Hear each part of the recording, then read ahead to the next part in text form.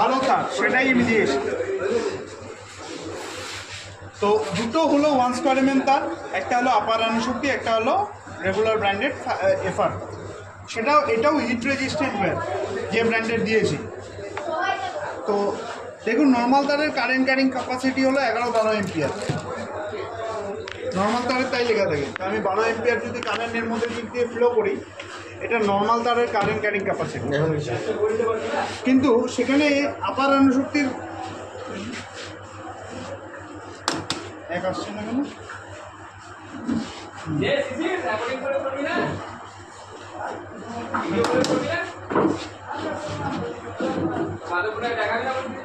তো দেখুন 11-12 এম্পিয়ার দুটো তারের মধ্যে থেকে ফ্লো করছি, এটা নর্মাল তারের কারেন্ট ক্যারিং ক্যাপাসিটি। তো আপারের কারেন্ট ক্যারিং ক্যাপাসিটি হলো 100% বেশি, নর্মাল তার যা নেয় তার ডবল করে দিচ্ছে, 20-22 এম্পিয়ার দিচ্ছে। আপারের কিন্তু কিচ্ছু হচ্ছে না, 20-22 এম্পিয়ার অবধি, 26 এম্পিয়ার অবধি কারেন্ট নিতে পারবে। 26 এম্পিয়ার দিলেও কিচ্ছু হবে না। এবার বলবেন কী করে হয় না? আস্তে আস্তে গরম হচ্ছে পিভিসি, গরম হবেই হবে। এইভাবে যদি 2-3 ঘন্টা পড়ে থাকে নর্মাল পিভিসিটা আস্তে আস্তে খারাপ হতে থাকে। তো সেখানে আপার আনুশক্তি ফায়ার প্রোটেক্ট ওয়্যার কিচ্ছু হবে না এই এম্পিয়ারও। কী করে? আপনাদেরকে ইনস্ট্যান্ট দেখানোর জন্য আমি এম্পিয়ারটাকে আরও ডবল করে দিচ্ছি, তাহলে আপনারা দেখতে পারবেন লাইভ জিনিসটা।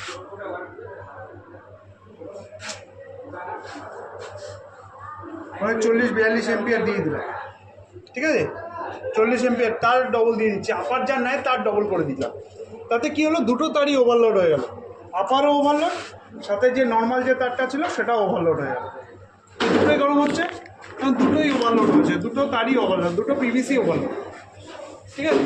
এবার দেখুন এই দেখেন, দেখান নাই তো, আপনারা তো দেখেন না, দেখেন আমি দুটো তার দিচ্ছি, একটা আপার আনুশক্তি ফায়ার প্রোটেক্ট বোনাসটা ঢুকে যাবে। 11 থেকে বেশি কি বাড়ানো যাবে না?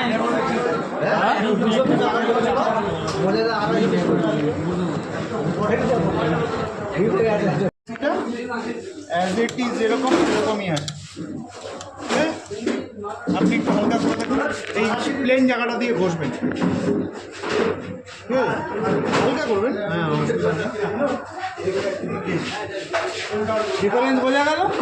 তাহলে সেখানে নর্মাল পিভিসির থেকে অনেক বেশি স্ট্রং হলো আপার আনুশক্তি ফায়ার প্রোটেক্ট।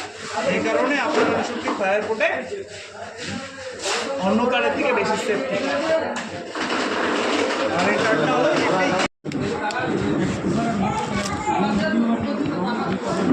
থেকে 20 টাকা মাইনাস এবারে তার